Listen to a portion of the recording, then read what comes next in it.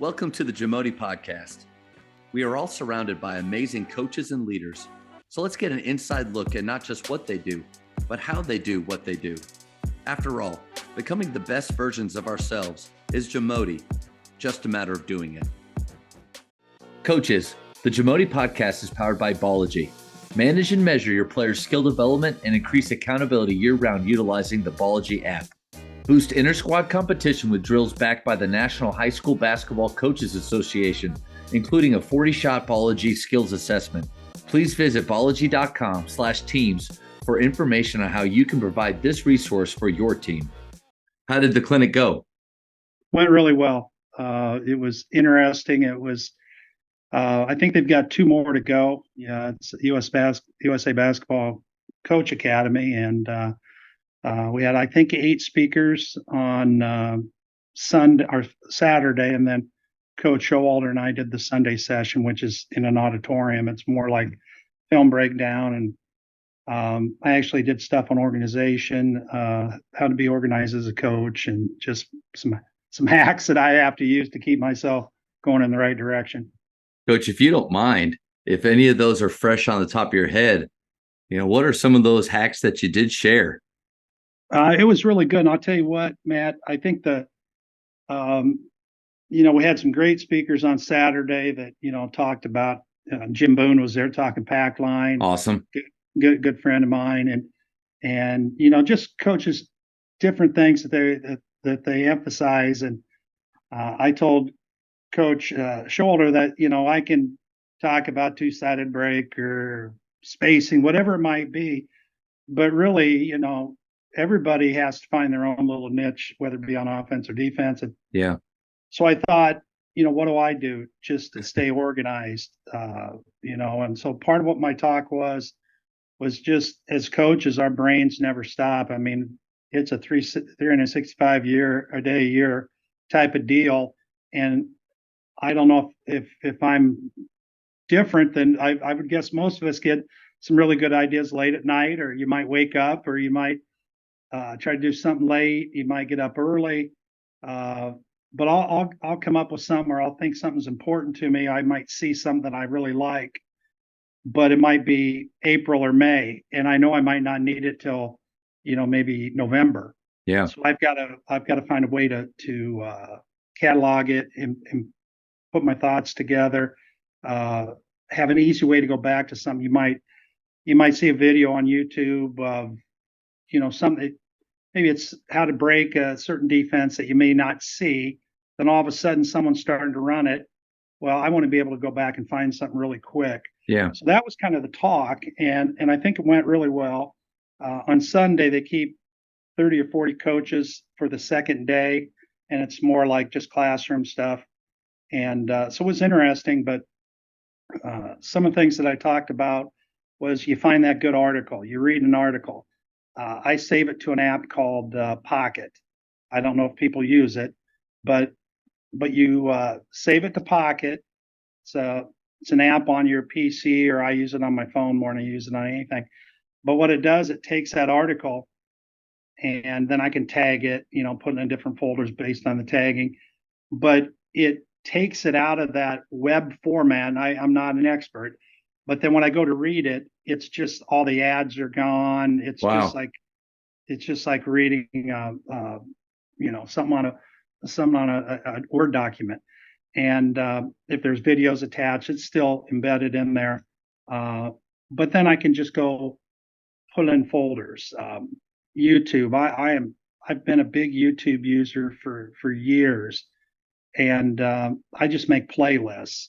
So I shared the playlist with the coaches there in Cleveland. Yeah. I might have 200 playlists, and usually per season, it's like right now I'm working off of just like it'll say 23, 24 practice ideas, 23, 24 offensive ideas, 23, 24 horns, sets, or whatever it might be.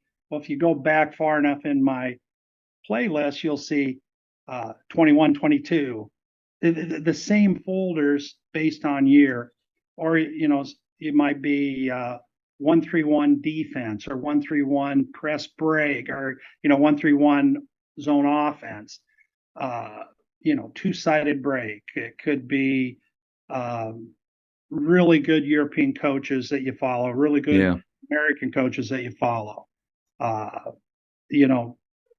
watch a lot of EuroLeague stuff, so I've got some certain favorite types of things that I look at there, and so I know if something comes up or you get a call from a coach, Matt, that like I'm really struggling for this, and I know I'll have video or notes to share with them.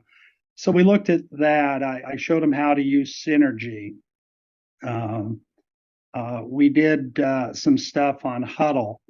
And I just also talked about, we use an app called Lucio. I don't know if you've ever seen that, Matt, but it's awesome.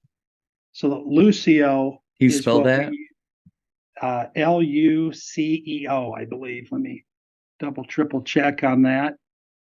Lucio. And that's our playbook. So all of our even software to draw up plays, it's on Lucio. Lucio is great, so it's more just a digital playbook. So if we have a certain set, say we call it 20, like Coach Shoulders 20, we would show it being run. Then we would draw it and it'd be animated drawings. There might be 3 clips of it.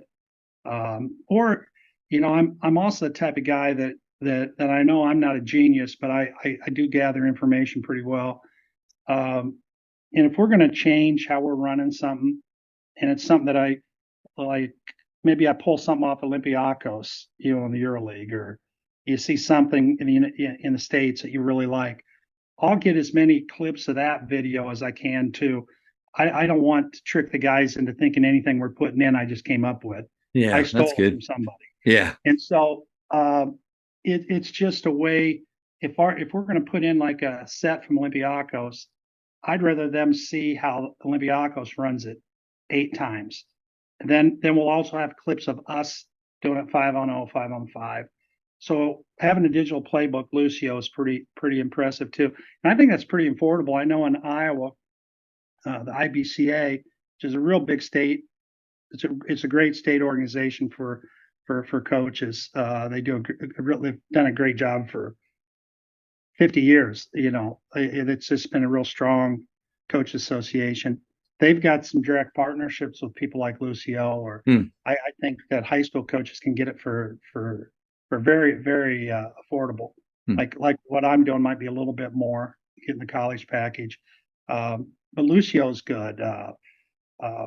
Just different things, like I use iPhone, like notes on an iPhone. Yeah. So I've got different folders, 23, 24 offensive ideas. And if I see something I like, I might film it with my phone off the TV, the old deal. Yeah. Then I'll save it into this folder, and that 23, 24 defensive ideas, offensive ideas, culture ideas, that's never ending. And that started as soon as our season ended a year ago. I'm already starting to think for this season.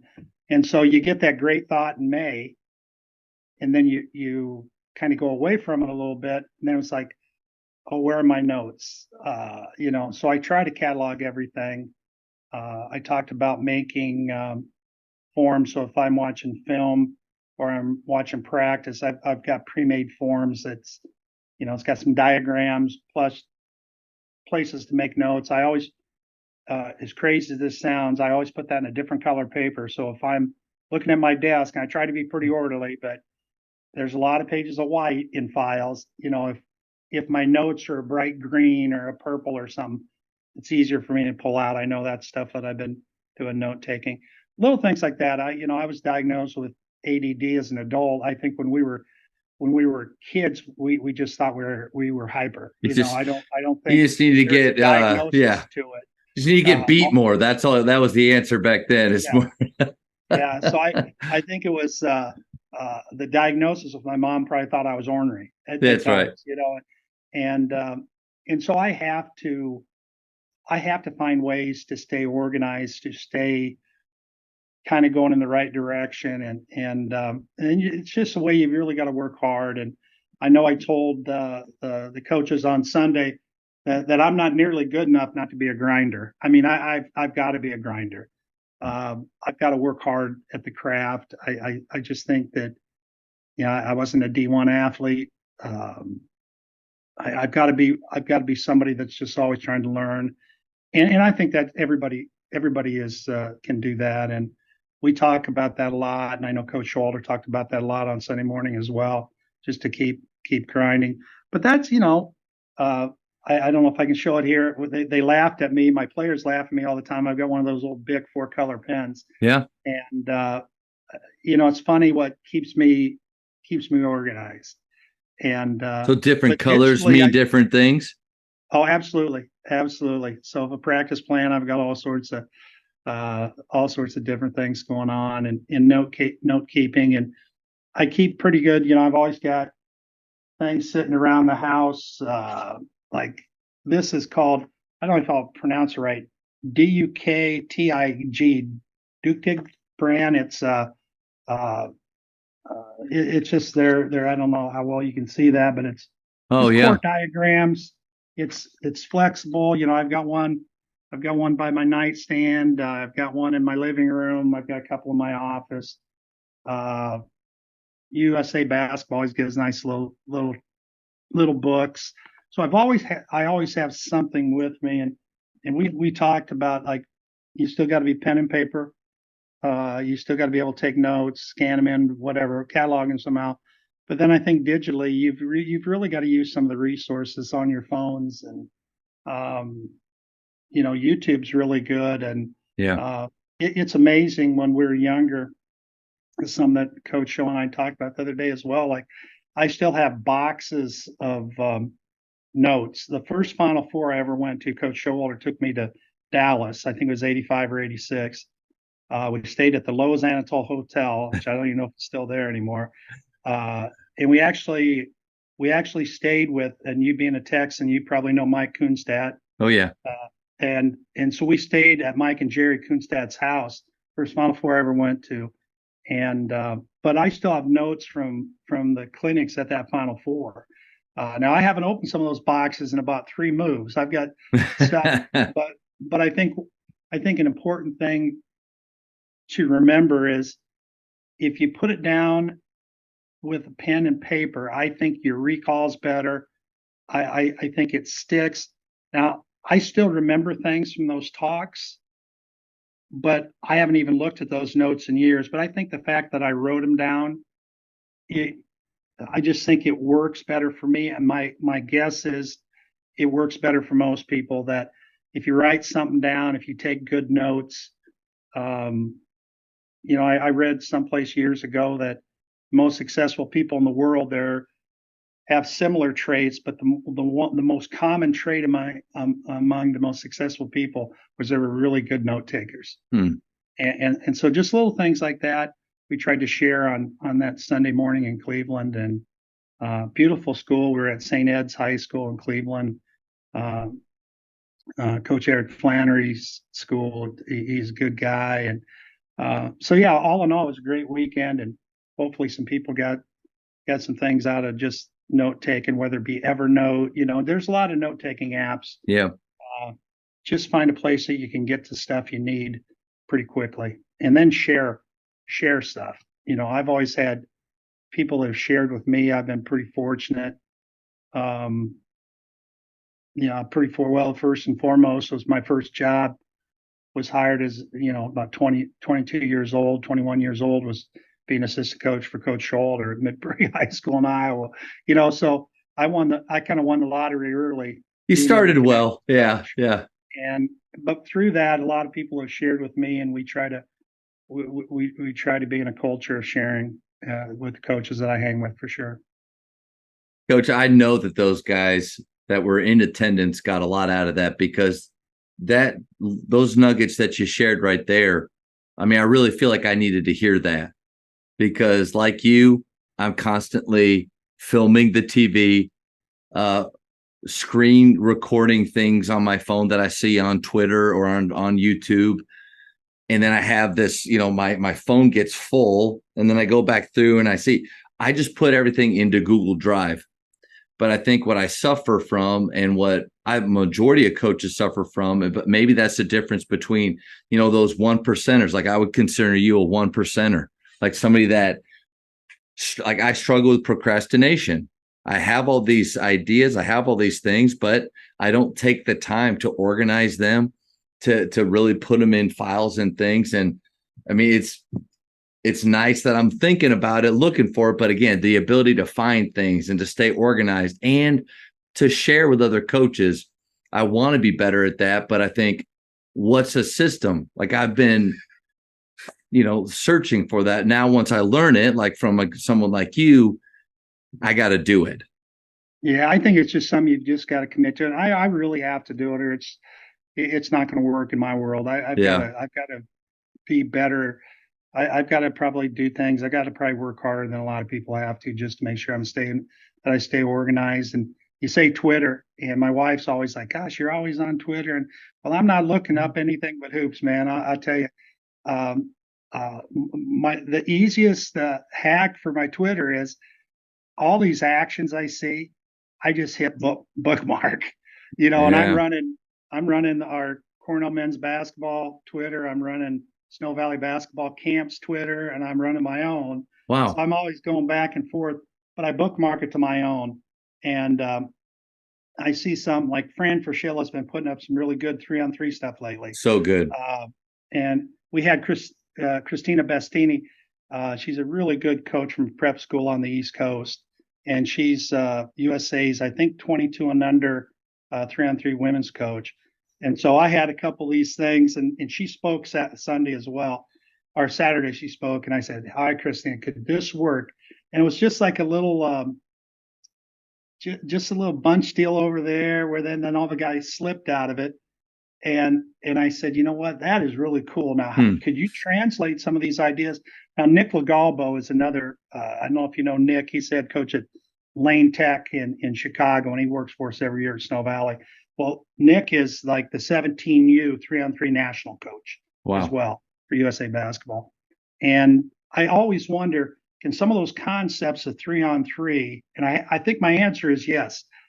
So if I see some action in 3-on-3, a lot of coaches will go, "Well, yeah, but there's 2 other guys out there." And I said, you better put 2 really good shooters in each corner. And that's right. They better have some gravity to where they're at. And then I think you can do some things. So if I see something, I bookmark it, and then I go back and, but I'm always looking different stuff. I get a lot of stuff from like Slapping Glass podcast. They're good. Chris Oliver, or, whoever, you get a lot of things. And, I think another thing, Matt, too, is I spend about $125 a year, which is the cheapest entertainment ever. And I get that EuroLeague TV package. So you can watch every EuroLeague game live, all the Euro Cup League games live or archived on demand, probably back 5 seasons. Great stories on some of those coaches. I think, and I like the NBA, but I would guess I don't watch a ton of it to maybe the playoffs. Yeah. Because I don't think that basketball really translates to how we play, just because of, the athletic level probably is first defensively thing too. Yeah. And just the rules defensively. Yep. So I think whatever you see, the EuroLeague teams are really good about changing tempo, whether they're breaking tempo, switching your offensive tempo defensively against you, or they're trying to dictate tempo with like second and third side early actions. It's really pretty interesting. So I do invest in that as well. And I do watch a ton of EuroLeague basketball. Thank you for checking out today's episode. Please take a moment to subscribe to this podcast, share it with your fellow coaches, and find us on social media for what's coming up next on the JAMODI podcast. It's just a matter of doing it.